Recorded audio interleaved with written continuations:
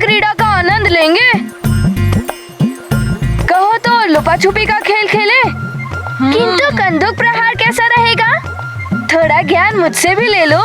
हम सब मल्लयुद्ध करें, हम भी तो बड़े हो गए हैं। आज हमारा मित्र हनुमान किन विचारों में खोया है? कोई समस्या है क्या हनुमान? हाँ मित्र, बताओ, कोई चिंता सता रही है क्या?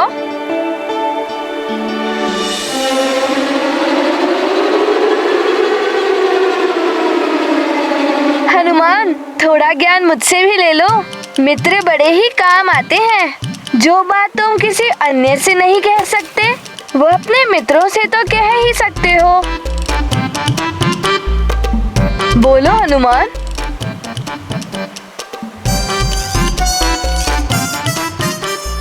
यदि हल होता तो मैं अब तक इस समस्या का निदान कर ही लेता। तुमने तो ना जाने कितनी समस्याओं को हल किया है। हो सकता है हम सब भी मिलकर तुम्हारी समस्या का हल निकाल लें। नील जैसा ज्ञानी महाराज जो है हमारे पास।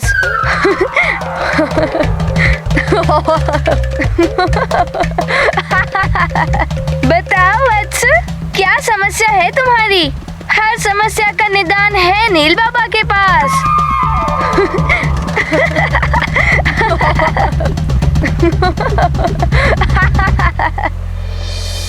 यदि मेरी माँ और पिताश्री को ये बात ज्ञात हो गई तो वो बहुत दुखी हो जाएंगे। मैं उन्हें और दुखी नहीं करना चाहता। चिंता मत करो वत्स, तुम्हारी समस्या मेरे और मेरे इन शिष्यों के अतिरिक्त कहीं और नहीं जाएगी। तुम निश्चिंत होकर अपनी बात बोलो पुत्र।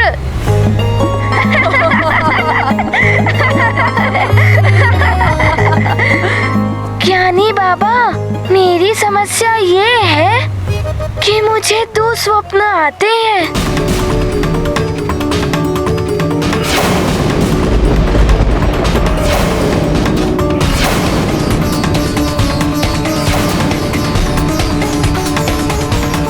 समस्या तो बड़ी गंभीर है वत्स, मुझे चिंतन करना होगा। तो आइए ज्ञानी बाबा, विराजिए।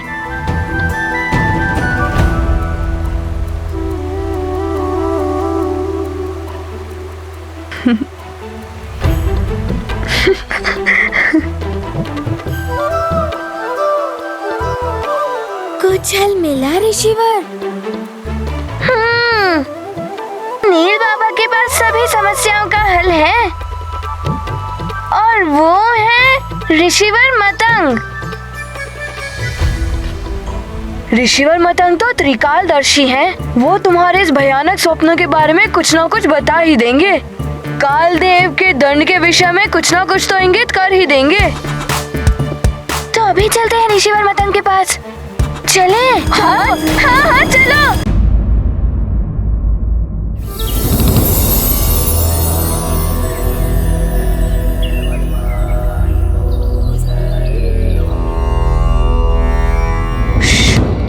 शांत, किंतु ऋषिवर मतंग ध्यान मग्न है। उनका ध्यान भंग नहीं होना चाहिए। कालदेव ना जाने क्या दंड देंगे। मेरे स्वप्न का क्या अर्थ है? कहीं मेरे परिजनों पर तो कोई संकट नहीं है? मेरी दुविधा दूर कर दे ऋषिवर तो उचित है।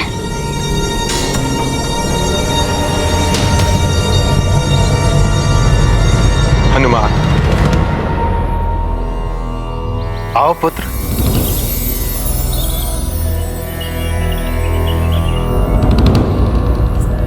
प्रणाम ऋषिवर। प्रणाम ऋषिवर। कल्याण हो पुत्र। ऋषिवर, वो हम काले देव क्या दंड देंगे? दुःस्वप्न का क्या प्रभाव होगा, यही सोचकर चिंतित होना हनुमान। इन्हें तो सब ज्ञात है। ऋषिवर मतंग अवश्य हनुमान की दुविधा मिटा देंगे।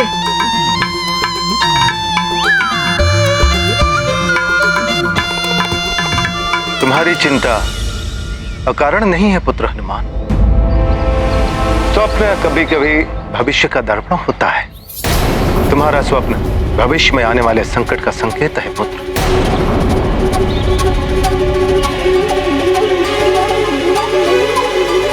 ऋषिवर मतंग, मैं किसी भी संकट का सामना करने के लिए प्रस्तुत हूँ, किंतु मेरे कारण मेरे प्रियजनों को कोई कष्ट नहीं होगा ना?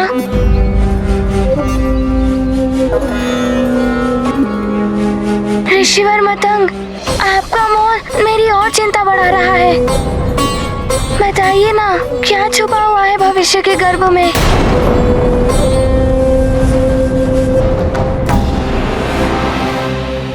हनुमान, छत्र लगा लो तो धूप से रक्षा होती है।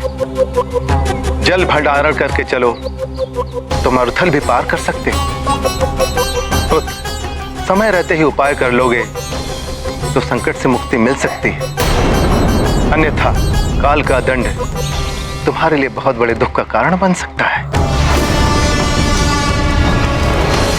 कितना भयंकर होता है काल का दंड, जिसका अनुमान भी नहीं लगा सकता है हनुमान। ये तो सत्य है महाराज कालदेव, किंतु आपने क्या सोचा है दंड के विषय में? चित्रगुप्त जी, आप भविष्य संहिता में देखकर बताइए कि हनुमान के परिवार में किसकी मृत्यु निकट भविष्य में होने वाली है।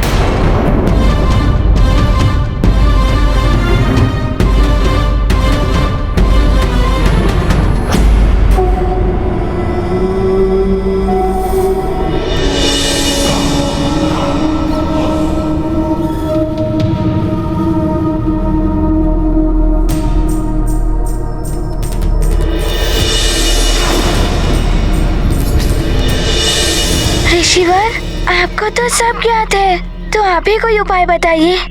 मेरी सहायता कीजिए ऋषिवर मतंग, मैं कोई भी उपाय करने को प्रस्तुत हूँ। उपाय मात्र एक है पुत्र।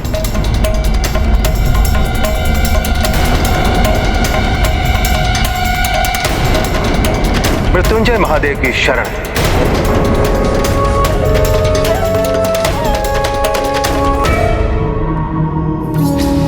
भले ही हनुमान किसी के भी शरण में चला जाए, किसी की सहायता प्राप्त करने का प्रयास करे, किंतु काल के दंड से कोई भी नहीं बचा पाएगा उसे। नियम है तो यम है, अड़िग है यम का नियम। बताइए चित्रगुप्त जी, किसके जीवन का अंत निकट है हनुमान के परिवार में? ये देखिए, सुमेरु के राज परिवार में किसी भी सदस्य की आयु निकट भविष्य में पूर्ण नहीं हो रही है। प्रभु, अभी किसी की मृत्यु का योग नहीं है हनुमान के परिवार में। नहीं,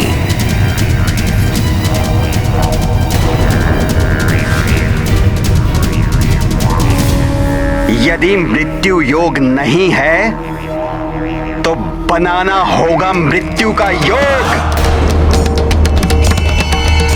ये क्या कह रहे हैं महाराज कालदेव? कहीं आप अकाल मृत्यु की... अकाल मृत्यु!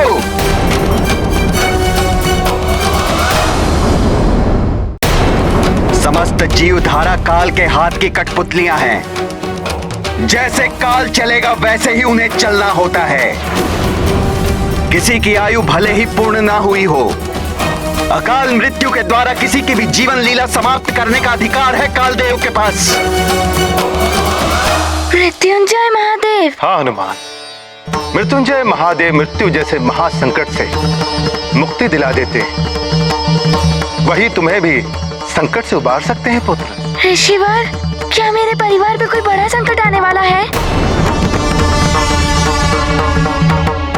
मृत्यु होगी, अकाल मृत्यु।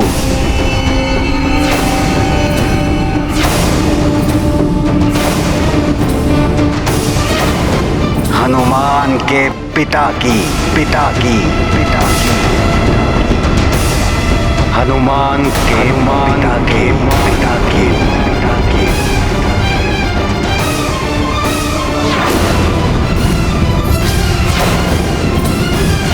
हाँ हनुमान,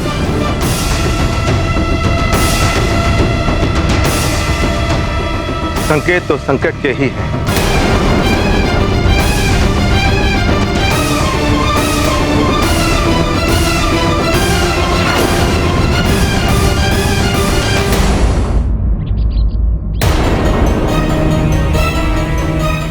मेरे परिवार पर से किस पर संकट आने वाला है ऋषिवर?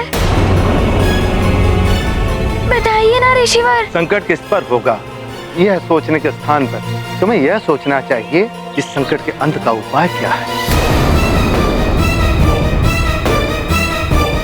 हनुमान, इस जम्बू द्वीप में स्थित भारतवर्ष की भूमि पर अनेक ऐसे देवस्थान हैं जो तीर्थों के रूप में स्थित हैं, जिनके पूर्ण प्रताप से बड़ी बड़ी आदि व्याधियां ही नहीं, आसन्न मृत्यु भी टल जाती है। ऐसा ही एक तीर्थ स्थल है मृकंडू तीर्थ, जहां मृत्युंजय महादेव ज्योतिर्लिंग के रूप में साक्षात वास करते हैं। वहां सब परिवार जाकर उनके दर्शन एवं पूजन करने से तुम्हारे परिवार पर आया हुआ यह संकट टल सकता है पुत्र। अच्छा, तो ऐसा प्रताप है उस ज्योतिर्लिंग के दर्शन और पूजन में?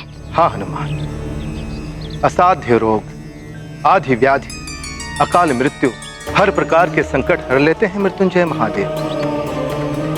अच्छा, मृत्युंजय महादेव कैलाशवासी महादेव से भिन्न है तो वही महादेव पुत्र, किंतु कैलाश धाम हर भक्त तो नहीं जा सकता ना पुत्र। इसलिए उस स्थान पर महादेव अपनी सभी शक्तियों के साथ ज्योतिर्लिंग के रूप में स्थित है। इसी प्रकार अनेक देवी देवता विभिन्न स्थानों पर किसी न किसी लीला के द्वारा अपने अपने अंश के रूप में भक्तों के कल्याण के लिए स्थित हुए हैं। तो क्या उस स्थान पर भी भगवान शिव जी की लीला हुई थी? हाँ पुत्र, उनका ये मृत्युंजय महादेव नाम एक बालक के कारण पड़ा। एक बालक के कारण? एक बालक? ऋषिवर, आप मुझे उस बालक की कथा सुनाइए। कदाचित वो सुनने से मुझे कोई उचित मार्ग मिल जाए। अच्छा, सुनाता हूँ। आओ उस वृक्ष की ओर चलते हैं।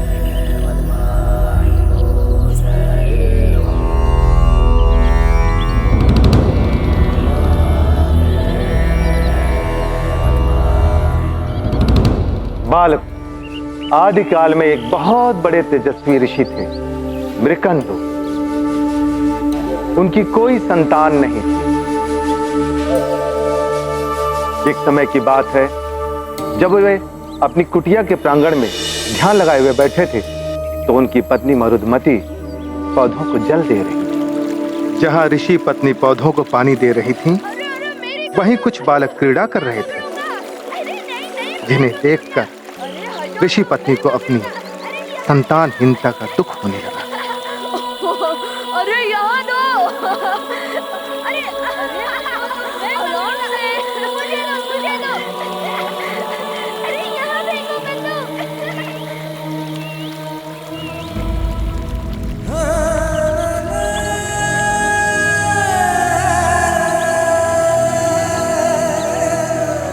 मरुदमती,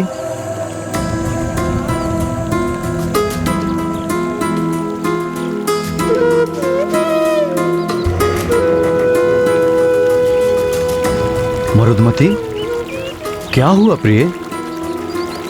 ये जल तो यूं ही व्यर्थ में बह रहा है।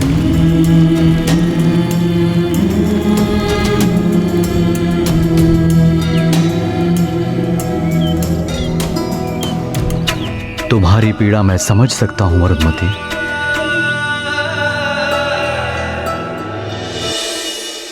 हे प्रभु, उस व्यर्थ बहते हुए जल की भांति ही मेरा जीवन भी व्यर्थ ही निकला जा रहा है।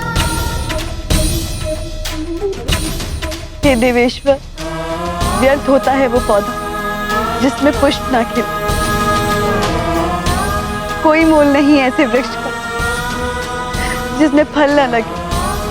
क्यों दिया आपने मुझे ऐसा व्यर्थ जीवन प्रभु? से तो अच्छा होता कि आपने मुझे ये जीवन ही नहीं दिया होता।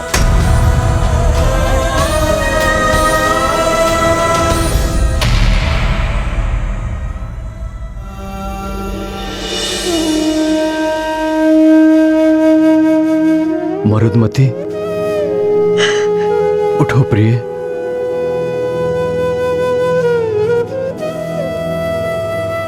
मरुदमती, दुखी मत हो प्रिय। देखना, उन क्रीड़ा कर रहे बालकों की भांति एक दिन हमारा भी बालक होगा जो तुम्हारे सोने आंचल को अपनी किलकारियों से भर देगा। कैसे होगा? कब होगा स्वामी? कितने वर्ष व्यतीत हो गए यही सुनते सुनते। अब तो आयु भी पार हो चली है। प्रिय, तुम देखना, ये महादेव ही हमारी बिगड़ी बनाएंगे। यदि ये चाहें तो मरुथल से भी जल निकाल दें, चट्टानों में भी पुष्प खिला दें। मुझे महादेव पर पूरा भरोसा है और तुमने भी तो पूर्ण श्रद्धा और भक्ति से इनकी पूजा की है। अब मैं इनकी प्रसन्नता के लिए घोर तप करूंगा।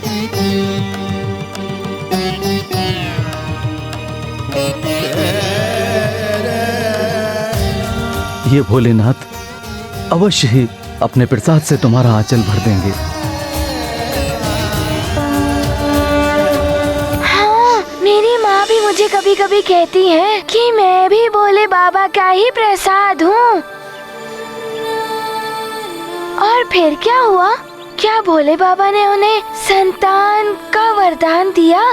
हनुमान, तुम्हारे भोले बाबा तो सबकी मनोकामना पूर्ण करते हैं। उन्होंने ऋषि मृकंडू को भी वरदान दिया, किंतु वरदान सहजता से नहीं मिलता। उसके लिए उन्होंने वर्षों तक कठिन तपस्या की, वो भी बहती हुई झील में एक पांव पर खड़े रहकर। एक पांव पर?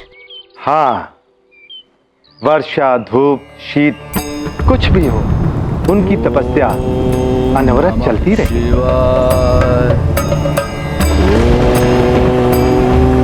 नमः शिवाय, ओम नमः शिवाय, ओम नमः शिवाय। दिन निकले, मास व्यतीत हुए, ऋतुएं परिवर्तित हुई। वर्षों की घोर तपस्या के पश्चात अंततः वो दिन भी आ गया जब उनकी तपस्या अपने चरमोत्कर्ष पर पहुंच गई।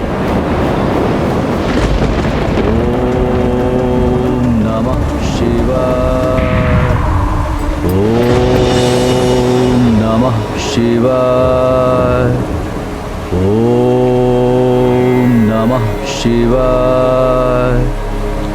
नेत्र खोलिए ऋषिवर मृकंडू।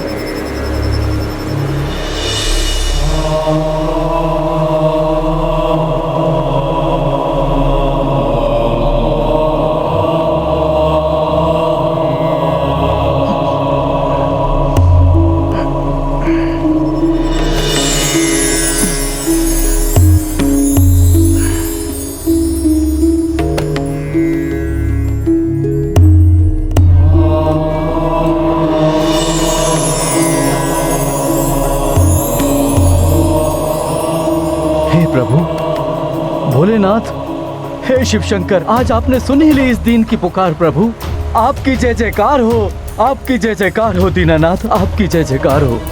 ऋषिवर मृकंडू, आपकी तपस्या सफल हुई। कहिए, क्या अभिलाषा है? हे देवेश्वर, आप तो अंतर्यामी हैं प्रभु। आप तो सबके हृदय में वास करते हैं। आपसे कुछ भी नहीं छिपा है प्रभु। किंतु इच्छित वर तो आपको प्रकट करना ही होगा ऋषिवर। हे प्रभु, ना तो मुझे धन संपदा की इच्छा है और ना ही राजपाट की अभिलाषा। मात्र एक संतान का वरदान दे दीजिए प्रभु। ऋषिवर मृकंडू, आप संसार का कोई भी अन्य सुख मांग लीजिए, आपको प्राप्त हो जाएगा। किंतु आपके भाग्य में संतान का सुख नहीं है।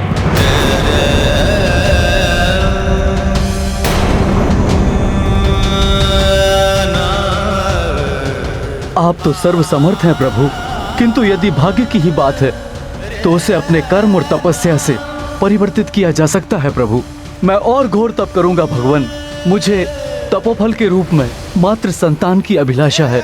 आपको और तपस्या करने की आवश्यकता नहीं है। आप तपोफल के अधिकारी हैं। मैं आपको पुत्र प्राप्ति का वरदान भी दूंगा। किंतु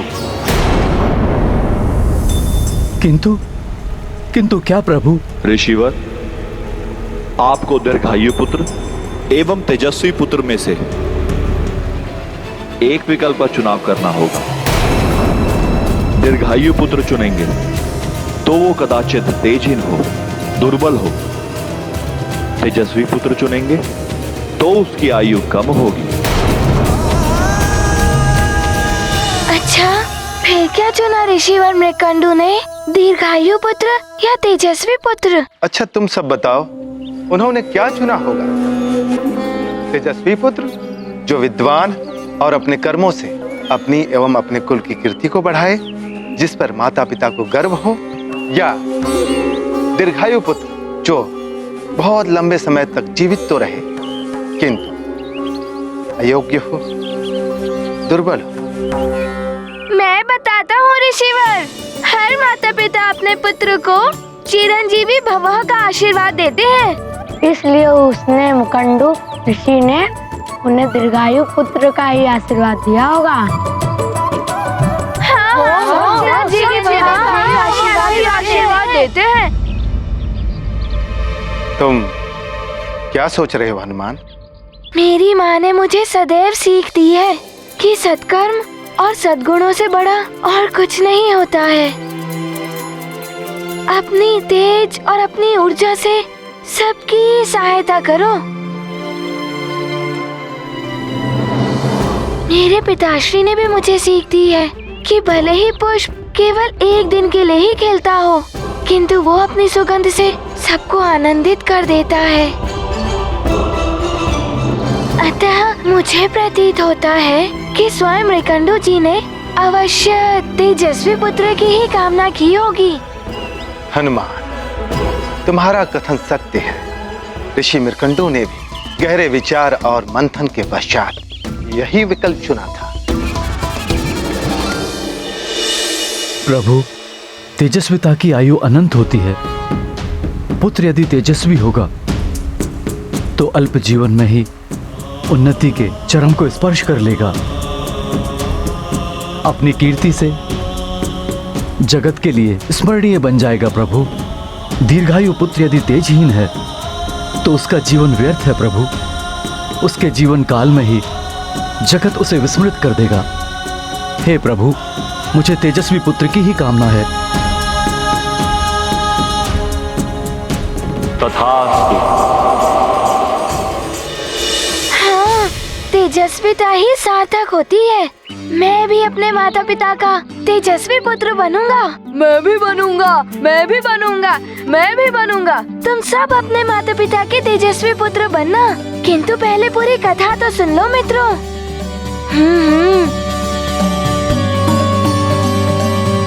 फिर क्या हुआ ऋषिवर? फिर कुछ समय के पश्चात मृकंडू ऋषि एक पुत्र के पिता बन गए। उनकी पत्नी पुत्र को पाकर सारा दुख भुला बैठी। बड़े प्रेम से उन्होंने अपने पुत्र का नाम रखा मार्कंडेय। मार्कंडेय? हाँ, तेजस्वी पुत्र मार्कंडेय, जिसकी कुंडली बनाने के लिए स्वयं देवर्षि नारद पधारे थे।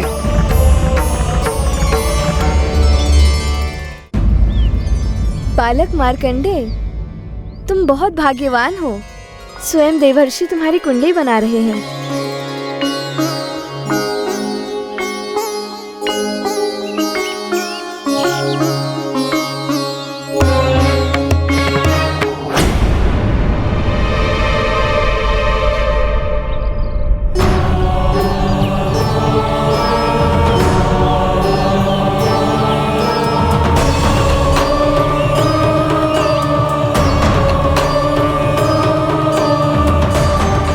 ये हो गए शिशु के गृह गोचर। नारायण नारायण।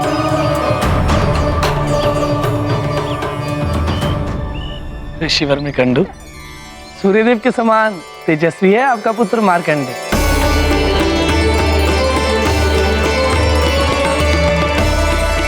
कार्तिक मुनियों की भांति ही विद्वान होगा ये। हाँ देवर्षि, इसका चौड़ा ललाट, इसकी उभरी हुई ये नासिका इसके तेजस्वी होने का प्रमाण है। ईश्वर इसे दीर्घायु प्रदान करे।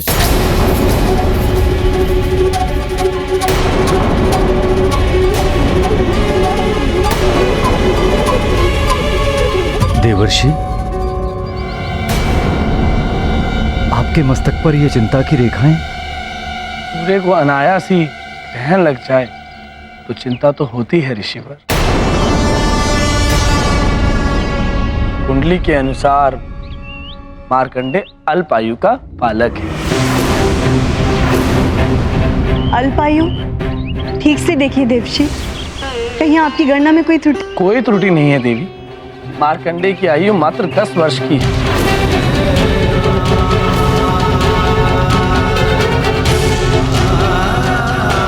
नहीं, महादेव ने स्वयं मुझे मात्र का सुख प्रदान किया है। वो इतने शीघ्र मेरा आंचल सुना नहीं कर सकते। मेरे प्रभु इतने निष्ठुर नहीं हो सकते। महादेव इतने निष्ठुर नहीं है मरुदमती। हमारे भाग्य में तो संतान का सुख था ही नहीं। वो तो ईश्वर की कृपा है जो हमें ये आशीर्वाद प्रदान हुआ। किंतु क्या स्वामी? महादेव ने मुझसे कहा था दीर्घायु अथवा तेजस्वी पुत्र में से मुझे किसी एक को चुनना होगा, और मैंने तेजस्वी पुत्र को चुना।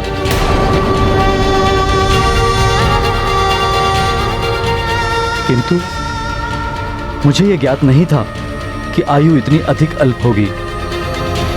मात्र 10 वर्ष। मात्र 10 वर्ष? एक एक दिन गिनते हुए बिताने होंगे ये 10 वर्ष।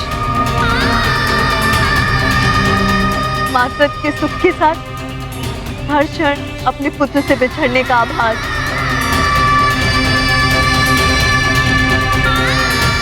ये वरदान है या अभिशाप?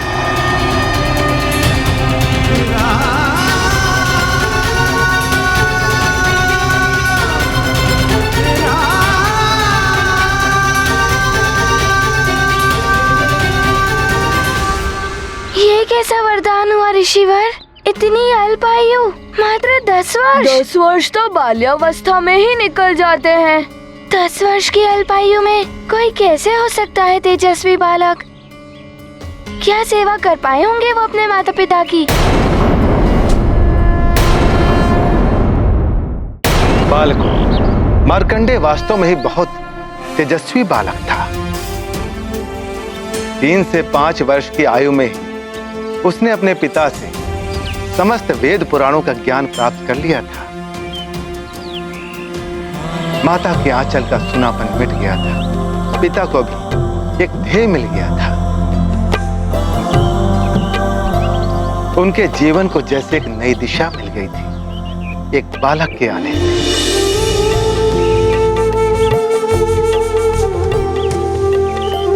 एक और मार्कंडे का ज्ञान दिन प्रतिदिन बढ़ता जा रहा था, तो वहीं दूसरी ओर उनकी माता मरुदमती की ममता भी पुत्र के लिए बढ़ती जा रही थी।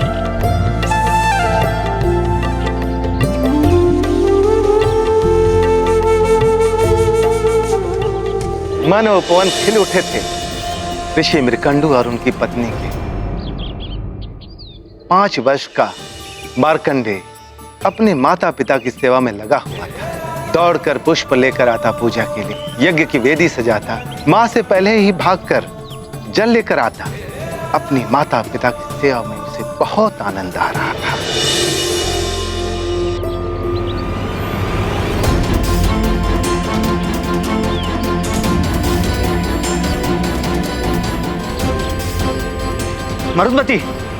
मरुदमती शीघ्र बाहर आइए।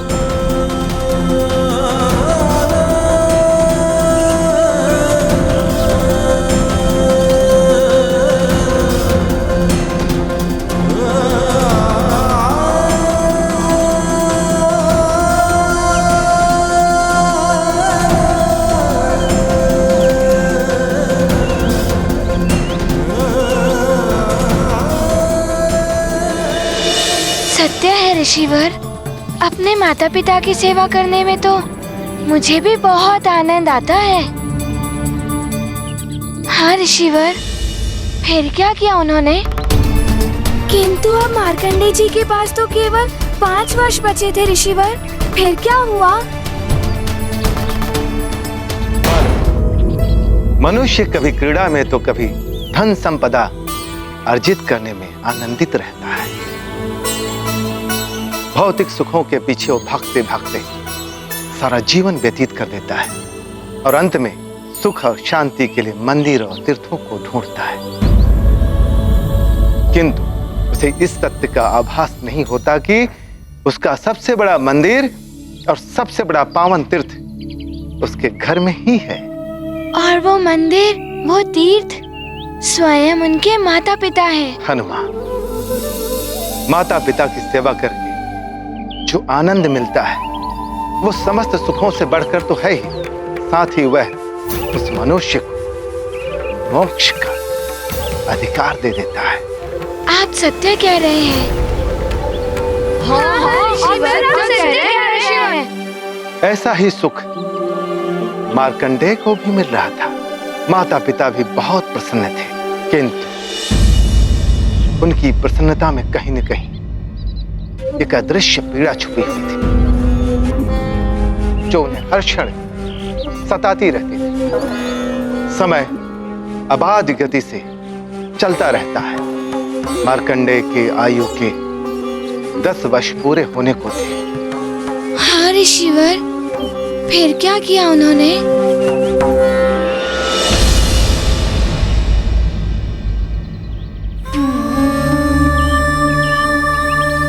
हे प्रभु, ऐसा तेजस्वी पुत्र प्रदान करके भी आपने इतना बड़ा दुख दे दिया हमें। चाहे तो मेरी आयु ले लीजिए महादेव, किंतु मेरे पुत्र को अधिक आयु प्रदान कर दीजिए। हरिओम। पिताश्री,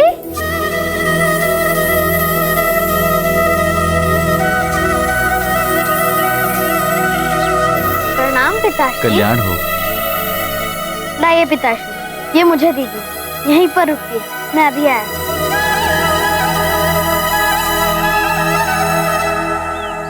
माँ, पिताश्री आ गए।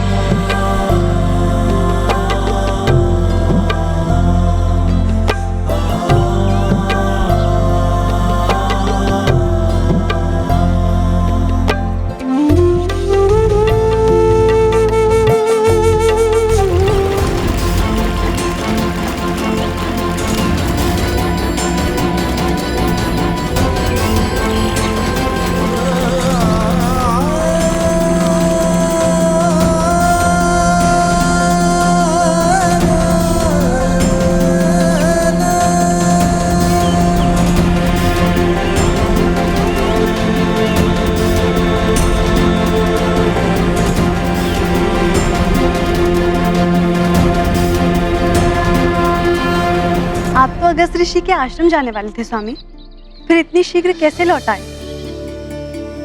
मार्ग में ऋषि व्योमकेश के शिष्यों ने बताया कि उनके गुरुदेव हमारी कुटिया में पधारने वाले हैं, सो मैं लौट आया। उनके स्वागत की व्यवस्था करनी है, वो कुछ समय में ही आने वाले हैं। ये तो सौभाग्य है हमारा कि स्वयं ऋषि व्योमकेश हमारी कुटिया को पवित्र कर देंगे। मैं अभी फलाहार की व्यवस्था करती हूँ। हाँ, मैं अभी उपवन से जाकर उनके लिए मीठे मीठे फल तोड़कर लाता हूँ। ये उत्तम संस्कार आप जैसे ऋषि ही दे सकते हैं।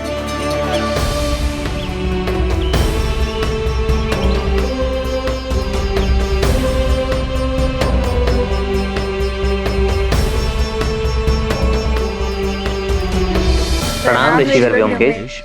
कल्याणावस्तु ऋषिवर मृकंडू। आपका हमारी कुटिया में स्वागत है महर्षि। हमारी कुटिया धन्य हो गई आपकी चरण धूलि से। बड़ा ही मेधावी पुत्र है आपका।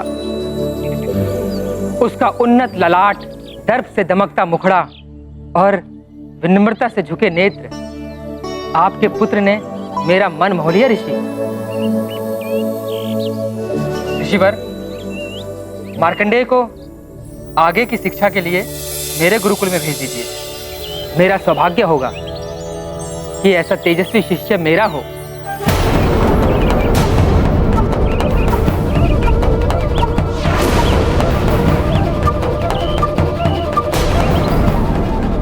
ऋषिवर मृकंडू, देवी, क्या हुआ?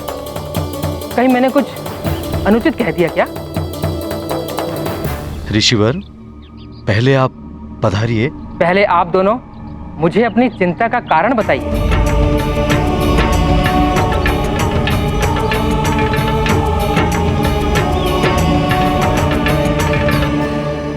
महर्षि, हमारे जीवन में सौभाग्य तो आया, किंतु दुर्भाग्य की काली छाया के साथ। आप जैसे महातपस्वी के वचनों में ऐसा नैराश्य?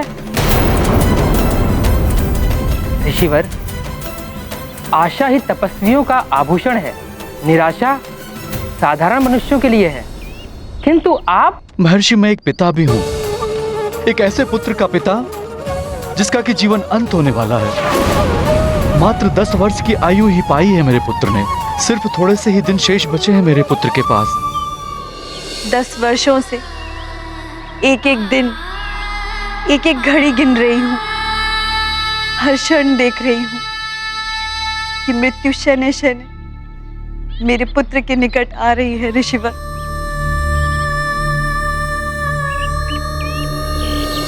कैसी दारुण स्थिति है ऋषिवर। माता पिता के लिए इससे बड़ा दुख और क्या होगा कि वो अपने पुत्र की मृत्यु के एक एक क्षण की गणना करें।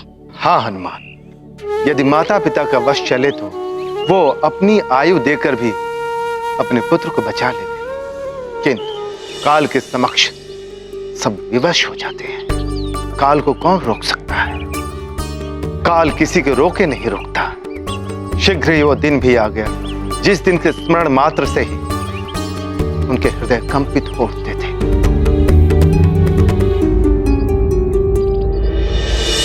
हे प्रभु, ये कैसी विडंबना है। आपका वरदान अभिशाप की भांति प्रताड़ना दे रहा है। 10 वर्ष हो गए हैं आज मेरे मार्कंडेय के जीवन का अंतिम दिवस है ये।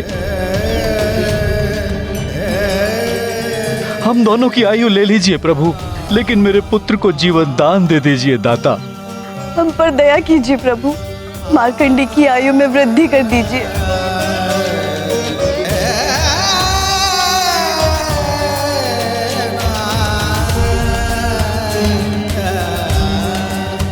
माँ, पिताश्री,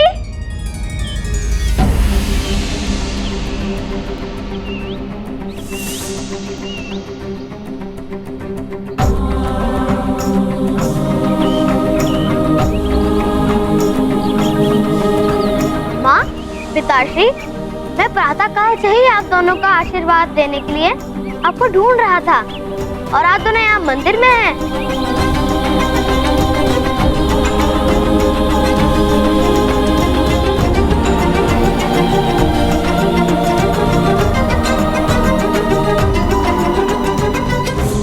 आशीर्वाद दीजिए, आज आपका पुत्र 10 वर्ष का हो गया है।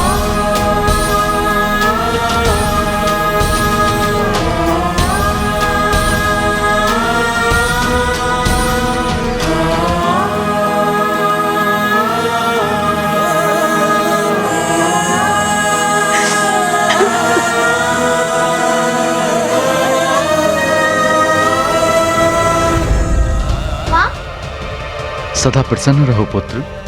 माँ को क्या हो गया पिताश्री? कुछ नहीं पुत्र, प्रसन्नता से नेत्र भर आए होंगे।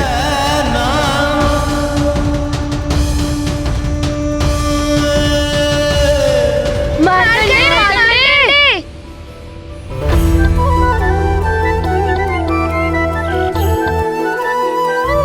क्या हुआ मित्रों? ये बता रहा था कि आज तुम्हारा जन्म दिवस है। हाँ, आज मैं 10 वर्ष का हो गया हूँ। फिर तो कुछ आनंद उत्सव होना चाहिए, क्यों मित्रों? प्रणाम ऋषिवर। प्रणाम ऋषिवर। ऋषिवर, कुमार मार्कंडेय के 10 वर्ष पूर्ण होने के उपलक्ष्य में कुछ होम हवन होना चाहिए। हाँ हाँ, साथ में भोज, मिष्ठान आदि भी। ठीक है ना मार्कंडेय? कैसी विडंबना है ये, जन्म और मृत्यु दोनों एक साथ। क्या सोच रहे हैं ऋषिवर? आज तो हर्ष का दिवस है। हम सब मिलकर व्यवस्था का आरंभ करते हैं। हाँ पिताश्री, भोज की भी व्यवस्था कराइए। कैसे समझाऊं तुम्हें पुत्र, ये आनंद भोज होगा या तुम्हारा मृत्यु भोज? हाँ, हम सब आनंद उत्सव मनाएंगे क्योंकि आज मेरे पुत्र का जन्म दिवस है। मैं भोज के लिए सारे सामान की व्यवस्था करती हूँ। माँ, आपको खुश उठाने नहीं देगा आपका यह पुत्र। मैं करूंगा सारी व्यवस्था। पिताश्री, आप चिंता मत कीजिए, मैं शीघ्र ही भोज एवं हवन की सारी सामग्री जुटा लूंगा। चले मित्रों। हाँ, शीघ्र चलते हैं। व्यवस्था।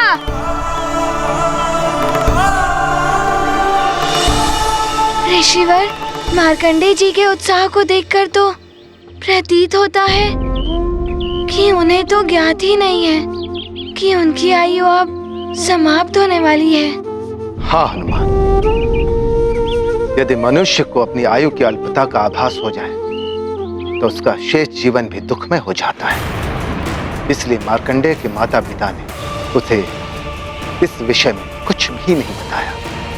किंतु हनुमान, सत्य कभी छुपता नहीं है। क्षमा कीजिए ऋषिवर, हमें यह ज्ञात नहीं था कि आज मार्कंडेय के जीवन का अंतिम दिवस है। मैं कैसे अपने पुत्र को अपने नेत्रों के समक्ष अंतिम श्वास लेते हुए देख सकती हूँ? कोई तो उपाय होगा मेरे पुत्र के जीवन की रक्षा का।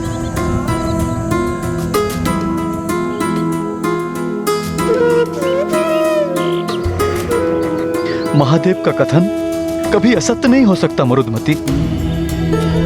कदाचित हमारे भाग में इतना ही साथ लिखा था हमारे पुत्र के साथ। मेरा भोला भाला मार्कंडेय तो अपने जन्म दिवस का उत्सव मनाने की व्यवस्था करने में लगा है। इस अबोध को तो ज्ञात ही नहीं कि आज का दिवस उसके जीवन का अंतिम दिवस है।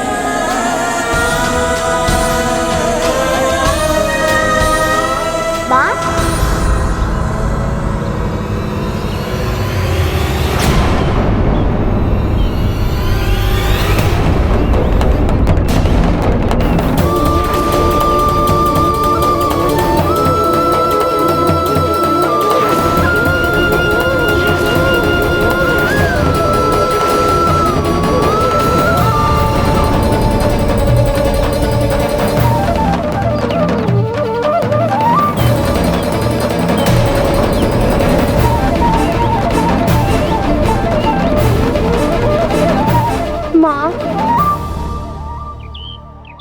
पिताश्री, ये सोचकर आप वर्षों से दुखी होते रहे होंगे। आपने मुझे इस तथ्य से पहले ही अवगत करा दिया होता तो आज ये दुख का क्षण आया ही नहीं होता। पिताश्री, आप ही ने सिखाया है कि कर्म से भाग्य की रेखाएं भी परिवर्तित हो जाती है। मैं भी कुछ अवश्य कर ही लेता। किंतु पुत्र, महादेव के कथन को तुम कैसे परिवर्तित कर पाते?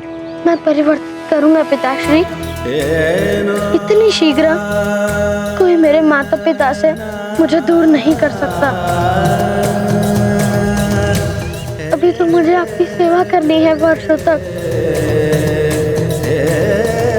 माँ, पिताश्री, मैं आप दोनों को वचन देता हूँ कि आपका पुत्र मार्कंडेय मृत्यु पर विजय प्राप्त करके ही लौटेगा। अपने भाग्य को परिवर्तित करेगा।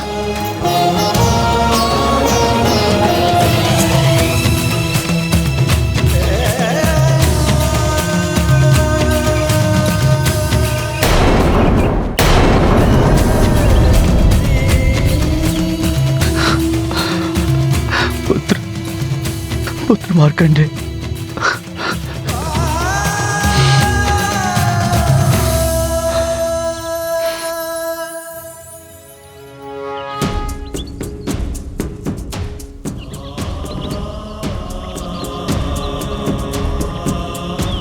आशीर्वाद दीजिए। हमारा आशीर्वाद तो सदैव तुम्हारे साथ है पुत्र।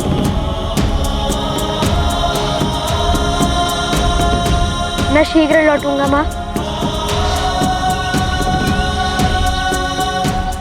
मार्कंडे!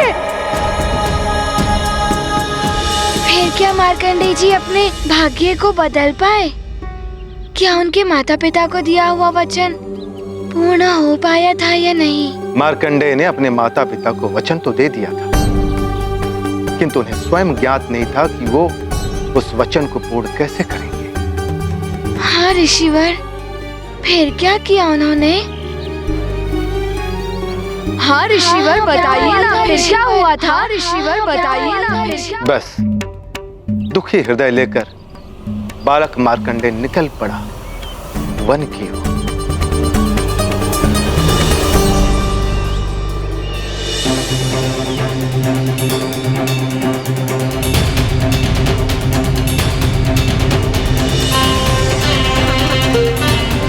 मैं माता पिता को दुखी नहीं देख सकता।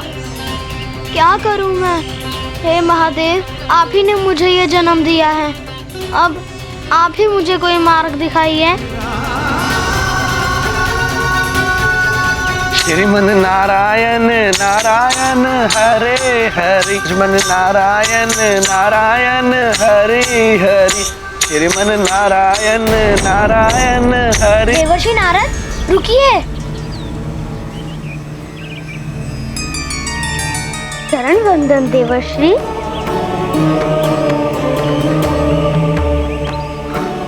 आयुष्मान भव वत्स।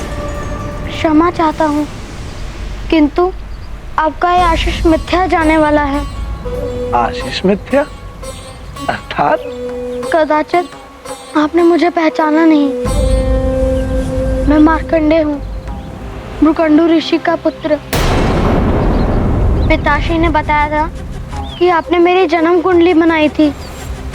हाँ पुत्र, तुम्हारी कुंडली में अल्प आयु का योग था। कदाचित 10 वर्ष पूरे हो रहे हैं। हाँ देवर्षि, आज मेरे जीवन का अंतिम दिवस है।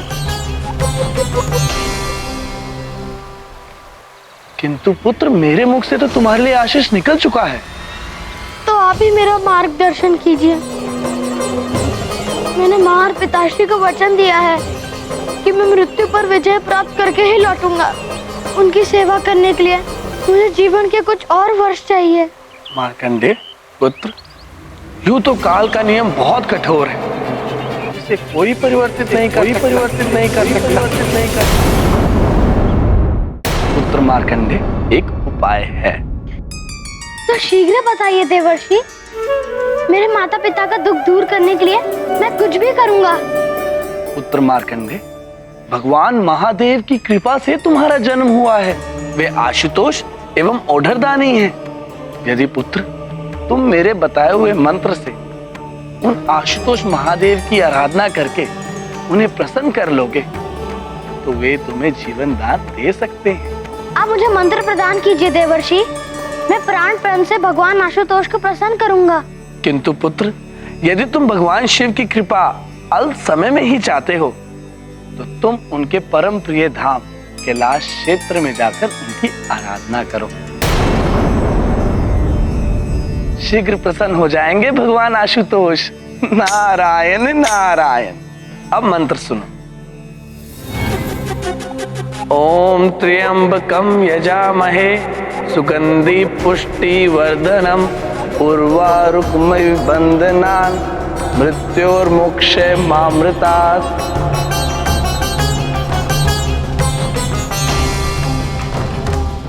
मैं अभी केदार क्षेत्र में जाकर शिव जी की आराधना आरंभ करूंगा। मैं प्राण प्रण से भगवान आशुतोष को प्रसन्न करूंगा। मुझे आशीर्वाद दे देवर्षि। मेरा आशीर्वाद सदैव तुम्हारे साथ है पुत्र। कल्याण हो। मंत्र स्मरण रखना। नारायण नारायण। किंतु ऋषिवर, देवर्षि नारद जी ने जो मार्कंडेय जी को मंत्र दिया था, इस महामृत्युंजय मंत्र में ऐसा क्या है कि देवर्षि नारद ने मार्कंडेय जी को यही मंत्र दिया?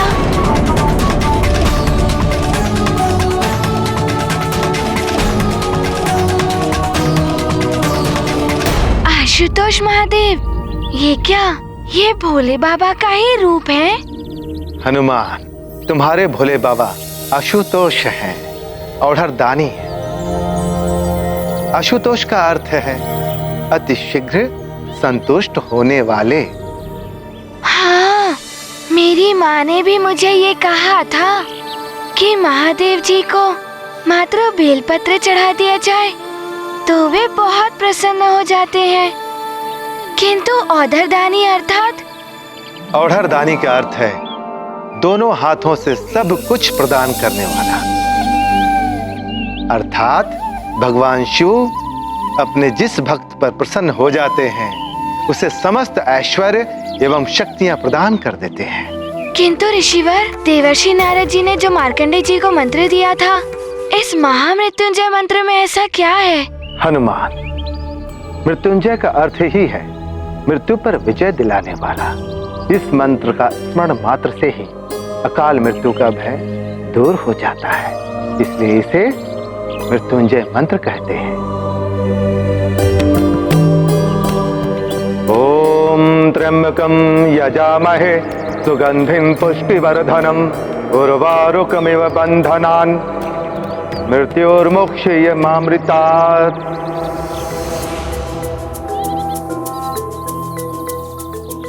मृत्यु पर विजय, ये तो सर्वश्रेष्ठ मंत्र होगा। ऋषिवर, आप इस मंत्र के बारे में विस्तार से बताइए और हनुमान की जिज्ञासा शांत कीजिए। अवश्य। इस मंत्र में 33 अक्षर हैं। 35 अक्षर? हाँ, बाल को, अक्षर को ब्रह्म माना गया है। हाँ ऋषिवर, मुझे स्मरण है, माँ ने मुझे बताया था अक्षर ब्रह्म के बारे में, जब मुझे सर्वप्रथम ओम लिखना सिखाया था माँ ने। ओम ही ब्रह्मनाद है, इसी से यह सारा संसार बना है। बालकों, इस मंत्र के 33 अक्षर 33 ब्रह्म अर्थात 33 देवताओं के प्रतीक हैं। मारुति उत्सुक शिव संज्ञान, चाहे आशुतोष का ज्ञान। शीघ्र तुष्ट जो आशुतोष वो, अवधर दानी शिव निर्दोष वो। मुनि मतंग समझाते उनको, ज्ञान समुद्र कहे जग जिनको। महामृत्युंजय महिमा न्यारी, हनुमत मन सब संशय हारे। गाथा महाबली हनुमत की, रुचिकर लीला राम भगत की। जय जय जय रघुनंदन राम, जय जय जय महाबली हनुमान। किंतु ऋषिवर, किंतु इससे मृत्यु पर विजय कैसे संभव होती है? हनुमान, इस मंत्र के उच्चारण के साथ ही उस समस्त 33 ब्रह्मा अदृश्य रूप में भक्त की रक्षा करने के लिए तत्पर हो उठते हैं। यह तुम्हें आगे की कथा सुनने के पश्चात ज्ञात हो जाएगा। बालकों, अब आगे की कथा ध्यान से सुनो। देवर्षि नारद के अंतर्ध्यान होते ही मार्कंडेय जा पहुंचा केदार क्षेत्र। वहां उसने अपने हाथों से शिवलिंग का निर्माण करके उसने भगवान शिव की आराधना आरंभ कर दी। ओम त्र्यंबकम यजामहे सुगंधिम पुष्टिवर्धनम उर्वारुकमिव बंधनान् मृत्युर्मुक्षयमामृतात्। किंतु ऋषिवर, मार्कंडेय जी के तो जीवन का अंतिम दिवस था, फिर उन्होंने कितने दिनों तक आराधना की? हनुमान, आराधना के लिए कोई समय सीमा नहीं होती है। आराधना में भक्ति, श्रद्धा एवं समर्पण की गहराई पर ही मंत्र की सफलता निर्भर करती है। मार्कंडेय ने अविलंब मंत्र का जाप आरंभ कर दिया। ओम त्र्यंबकम यजामहे सुगन्धिं पुष्टिवर्धनम् उर्वारुकमिव वन्दनान् मृत्युमोक्षीयमामृतात्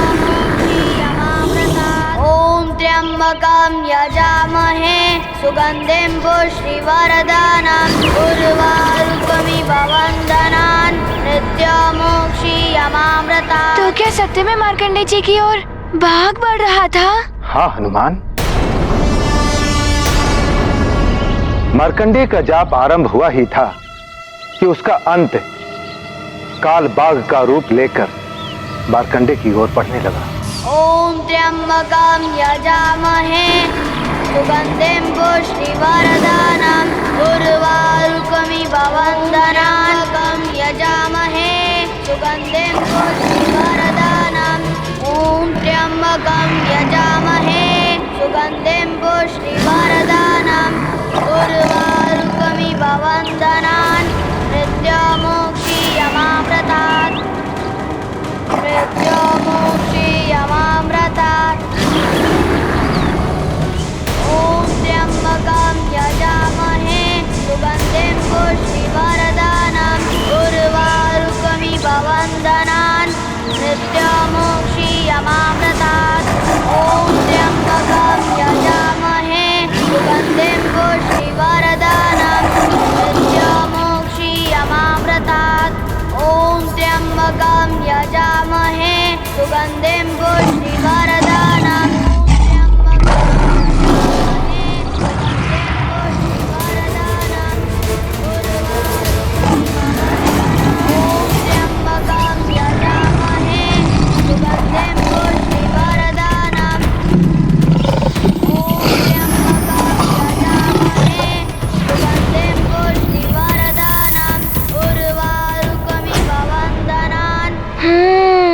देवी माँ का वाहन है सिंह।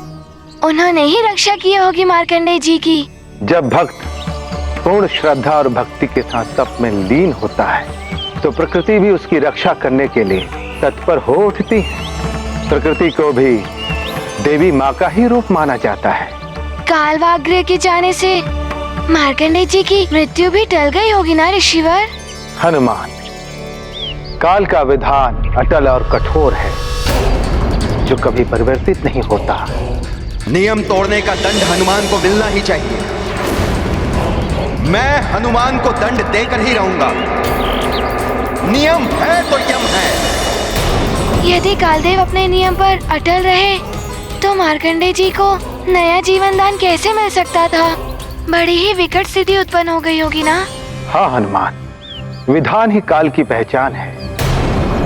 यम के नियम जितने कठोर हैं उतनी ही कठोरता से पालन करवाते हैं कालदेव। इसलिए उन्होंने मार्कंडेय के पास स्वयं ही जाकर उसके प्राण हरने का निर्णय ले लिया। कालदेव निरंतर प्रयास कर रहे थे और उधर मार्कंडेय इन सब से अनभिज्ञ मंत्र जाप में इतना लीन हो गया था कि उसको स्वयं की सुध-बुध नहीं थी। यहाँ तक कि पतझड़ के सूखे पत्ते उसे ढकने लगे थे।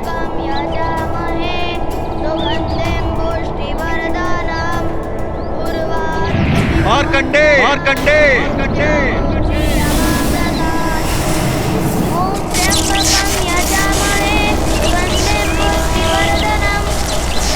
बालक मार्कंडेय, तुम्हारे मृत्यु का समय आ गया है। मेरा मृत्यु पाश इसी क्षण तुम्हारे प्राण हर लेगा।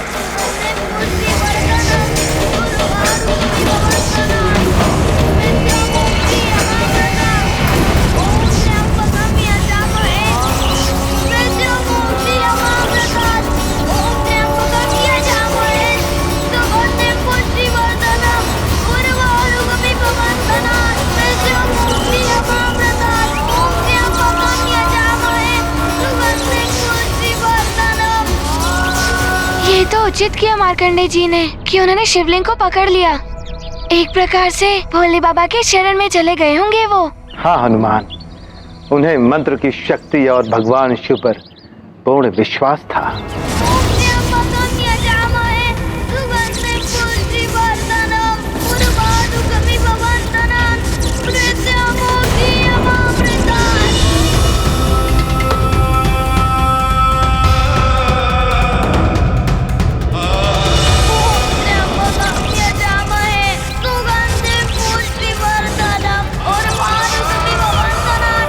भावुकता का कोई अर्थ नहीं है काल के समक्ष। सर्वोपरि है काल के नियम। नियम है तो यम है।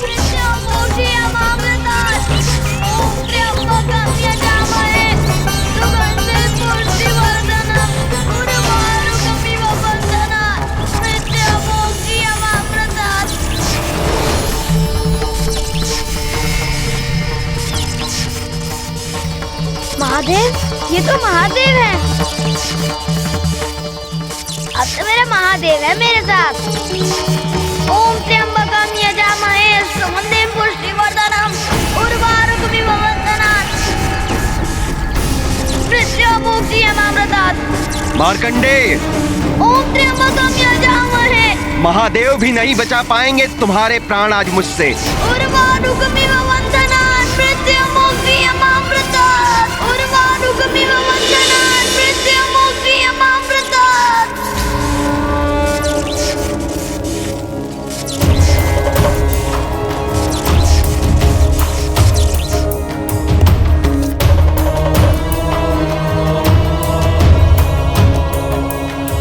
प्रणाम महादेव।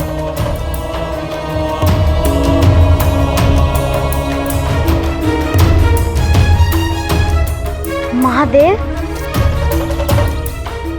आप तक मेरी करुण पुकार पहुंच ही गई। कोटि कोटि प्रणाम शिव शंकर।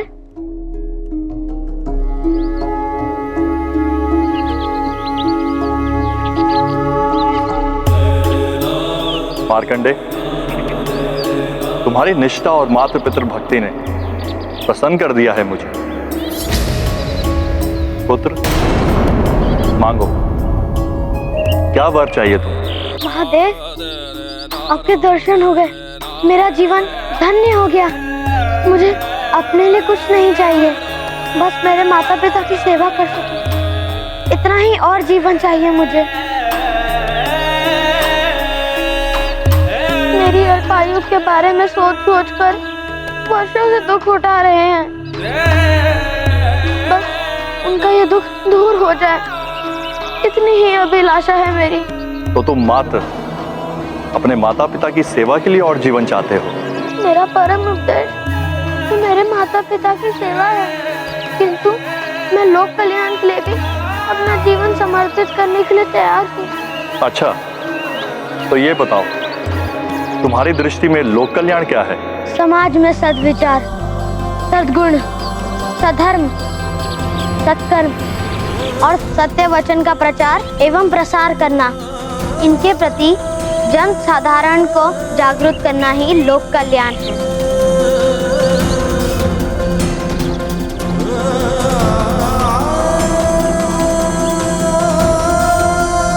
मार्कंडे, तुम्हारी तेजस्विता ने तुम्हें इस युग दृष्टा मंत्र का नियामक बना दिया। मैं तुम्हें दीर्घायु होने का वरदान देता हूं।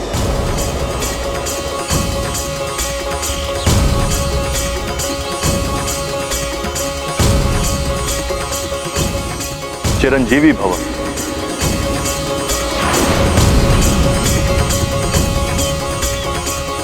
ये क्या किया आपने महादेव? ये असंभव है। इस बालक की आयु पूर्ण हो चुकी है। इसके प्राण मैं अपने साथ ले जाने आया हूं। कालदेव, ये संसार कर्म प्रधान है। कर्म से मनुष्य अपने भाग्य को भी परिवर्तित कर सकता है। मार्कंडे ने भी अपने कर्म से अपनी मृत्यु को टाल दिया है, इसलिए अब आप भी अपने धाम को लौट जाइए।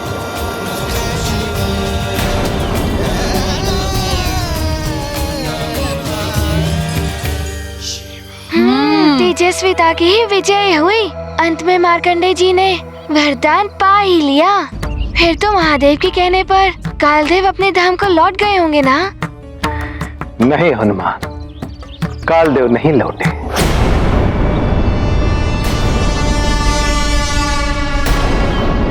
आश्चर्य है, सृष्टि के सूत्रधार त्रिदेवों में से एक महादेव के कहने पर कालदेव नहीं माने।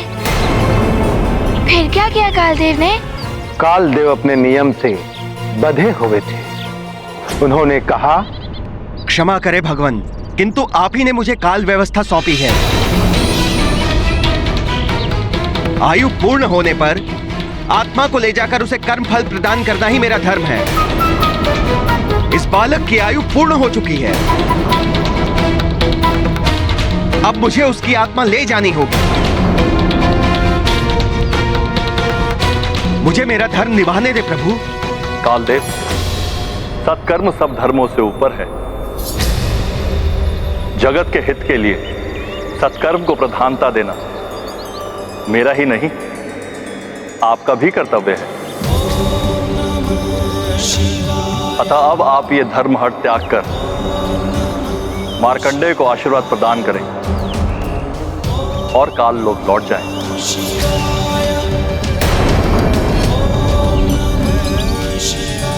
किंतु इससे काल के नियम भंग हो जाएंगे महादेव। तो आप निभाइए अपना धर्म।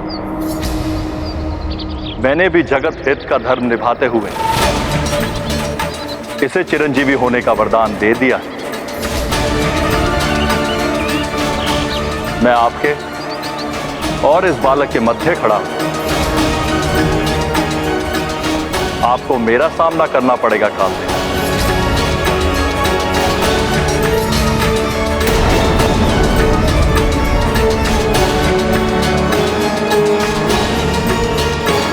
जैसी आपकी आज्ञा प्रभु। मैं नियमों से बंधा हुआ हूं।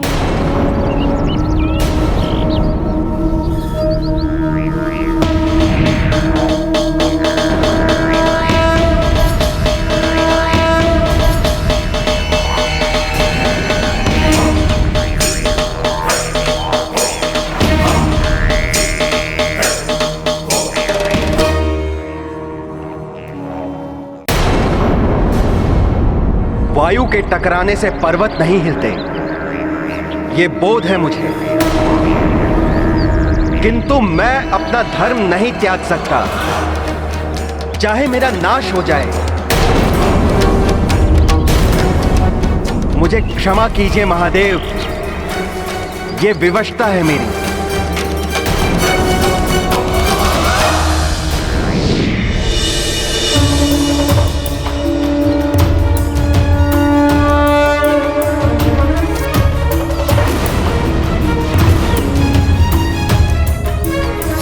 मार्कंडेय, पुत्र मार्कंडेय।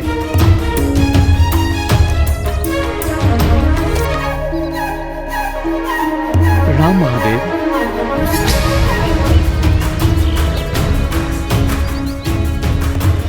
नारायण नारायण।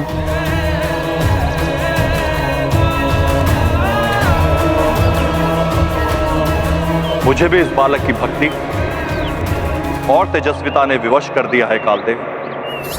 आप करिए प्रहार। अर्थात कालदेव अपने धर्म पर अड़े रहे। हाँ हनुमान, मनुष्य को कभी धर्म के लिए हठ नहीं करना चाहिए। धर्म का हठ विडंबनाओं और विवादों को जन्म देता है। इस महाटकराव की भीषणता का आभास सबको था, इसलिए इसे रोकने के लिए सभी देवता महादेव और कालदेव से गुहार लगाने के लिए पहुंच गए। किंतु कालदेव नहीं मान रहे थे, अतः मार्कंडेय स्वयं उनके बीच पहुंच गए। महादेव, क्षमा करें। मैं तो माता पिता की सेवा एवं जगत कल्याण के लिए आयु प्राप्त करना चाहता था, किंतु यदि मेरी आयु जगत के विनाश का कारण बनने लगे तो मुझे ऐसी आयु नहीं चाहिए। मुझे मृत्यु स्वीकार है।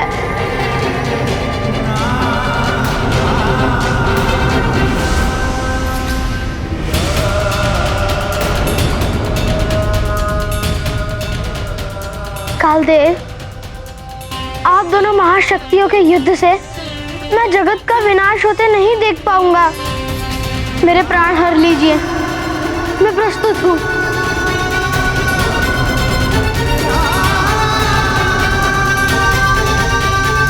नारायण नारायण, पूत के पांव पालने में ही दिखते हैं कालदेव। इस 10 वर्ष की नन्ही आयु में इतने उच्च विचार, ऐसी आत्म त्याग की भावना। कालदेव, देवेश्वर महादेव ने ही आपको कालदेव के पद पर सुशोभित किया है। यदि महादेव मार्कंडेय को चिरंजीवी होने का वरदान देना चाहते हैं तो इसमें आपको कोई आपत्ति नहीं होनी चाहिए। जगत कल्याण के लिए ही यह वरदान दिया गया है। इसे रोककर आप जगत कल्याण के कार्य में बाधा उत्पन्न कर रहे हैं। किंतु यम के नियमों का क्या? यदि आप अपने नियम सर्वोपरि मानते हैं तो मैं प्रस्तुत हूँ, हर लीजिए मेरे प्राण। किंतु मेरे कारण कोई युद्ध नहीं होना चाहिए।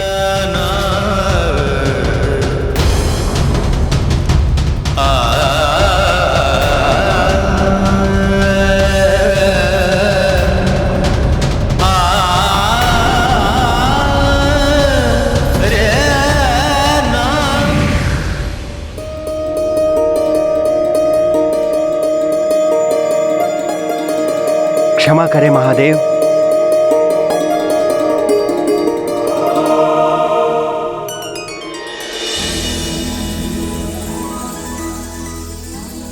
आज मार्कंडेय ने मुझे अन्याय करने से रोक लिया। धर्म का पालन तो करना चाहिए, किंतु जगत कल्याण एवं परोपकार के मूल्य पर नहीं।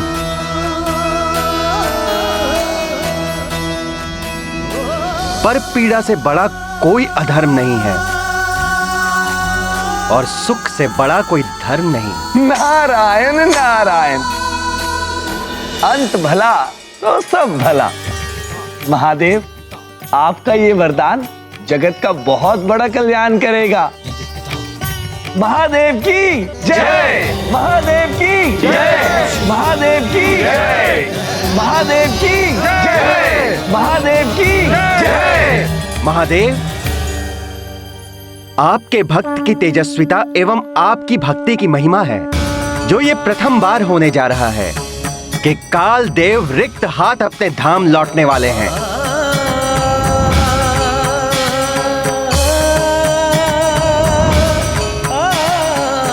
मेरे कृत्य के लिए मैं आप सभी से क्षमा प्रार्थी हूं।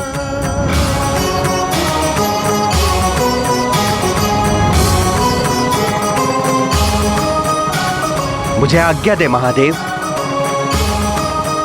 प्रणाम।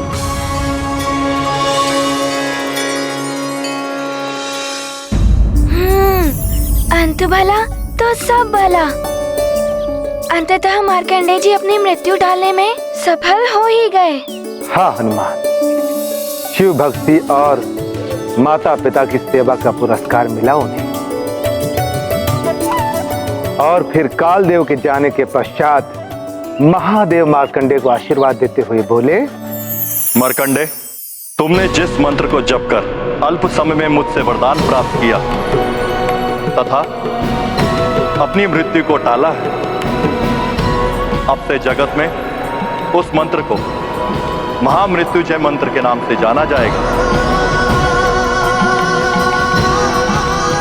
इस मंत्र को श्रद्धा के साथ विधि पूर्वक जपने वाला मेरा भक्त मेरी कृपा का अधिकारी हो, उसकी समस्त संकटों, यहां तक कि अकाल मृत्यु से भी उसकी रक्षा हो जाएगी।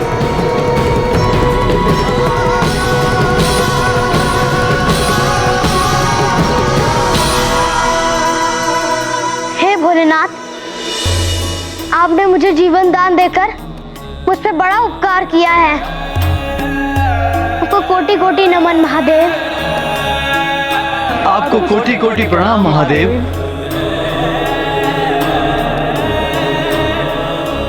मृत्युंजय महादेव की जय, महाकाल महादेव की जय, जगत हितकारी महादेव की जय। हे प्रभु, आपकी कृपा से अब मैं अपने माता पिता की सेवा भी करूंगा एवं जगत कल्याण के लिए सदा तत्पर रहूंगा।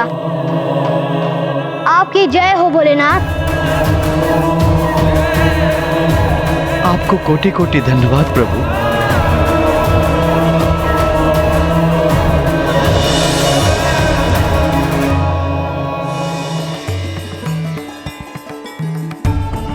सभी देवगणों को भी मेरा प्रणाम। तुम्हारा कल्याण हो वत्स।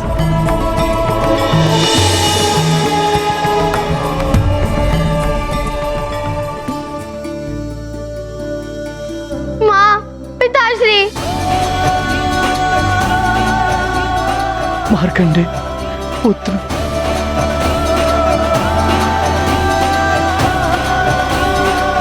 तो बालकों, सुनी कथा। मार्कंडे ने सिखाया श्रद्धा और भक्ति के साथ मृत्युंजय मंत्र का जाप किया जाए तो आसन्न मृत्यु को भी टाला जा सकता है। हाँ ऋषिवर, मार्कंडे जी की ये भक्ति के कारण ही कालदेव को रिक्त हाथ लौटना पड़ा। सत्य है हनुमान, अन्यथा कालदेव कभी नियम नहीं तोड़ते हैं, अपितु नियम तोड़ने वालों को दंड देते हैं। हनुमान को नियम तोड़ने का दंड मैं अवश्य दूंगा। सृष्टि का नियम ही है ये, जैसी करनी वैसी भरनी। तो हनुमान, तुमने क्या सीखा इस कथा से? सीख? हाँ ऋषिवर, मुझे ये सीख मिली कि मनुष्य चाहे तो अपने कर्मों से अपने भाग्य को बदल सकता है, जिस प्रकार मार्कंडे जी ने अपनी मृत्यु को टाला। हाँ मित्र, सत्य कह रहे हो मित्र। हाँ ऋषिवर, मैं भी मार्कंडे तीर्थ जाकर महादेव के लिए महामृत्युंजय मंत्र का जाप करूँगा। हाँ मित्र, पूरी श्रद्धा आराधना के साथ पूजा करना। हो सकता है कि मार्कंडे जी की भांति तुम्हें कालदेव भी दंड के स्थान पर क्षमा प्रदान कर दे। उन्हें मुझे क्षमा प्रदान करनी ही होगी।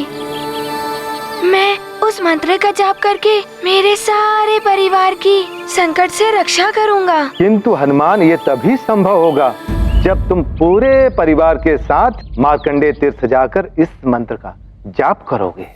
और ध्यान रखना पुत्र, कार्तिक मास के अंतिम सोमवार को तुम्हें वहां पहुंचना होगा। यदि कार्तिक मास के अंतिम सोमवार को तुम परिवार के साथ वहां नहीं पहुंच पाए तो तुम्हारी समस्या हल नहीं हो पाएगी। ऋषिवर मतंग, मैं अभी जाकर माँ और पिताश्री को वहाँ जाने के लिए मनाऊंगा, किंतु मेरा आपसे एक निवेदन है। अवश्य हनुमान, कहो। ऋषिवर, आप मेरे उस दुष्स्वप्न और कालदंड के बारे में माँ और पिताश्री को मत बताइएगा, अन्यथा वो बहुत चिंतित हो जाएंगे। तुम इसकी चिंता मत करो हनुमान, किंतु क्या हुआ ऋषिवर? आप कुछ कहते कहते रुक क्यों गए?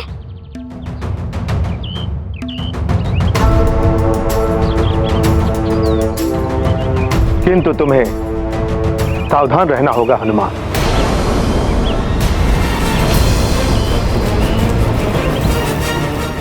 ऋषिवर मतंग, आपका मेरा मार्गदर्शन करने के लिए बहुत बहुत धन्यवाद। मैं सावधान रहूंगा। प्रणाम ऋषिवर।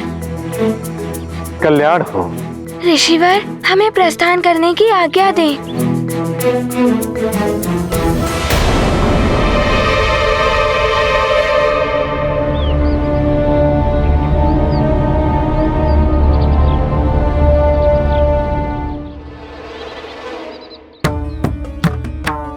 अब क्या हुआ मित्र, रुक क्यों गए?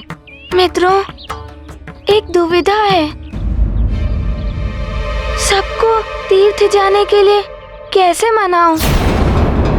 यदि किसी को भी ज्ञात हो गया मेरे उस दुष्स्वप्नों के बारे में और कालदंड के बारे में, तो सब चिंतित हो जाएंगे, विशेष रूप से मेरी माँ। हाँ मित्र, दुविधा तो बड़ी है, लेकिन समय पर पहुंचना भी तो आवश्यक है ना मित्र। हाँ, कैसे भी करके माँ और पिताश्री को मनाना ही होगा।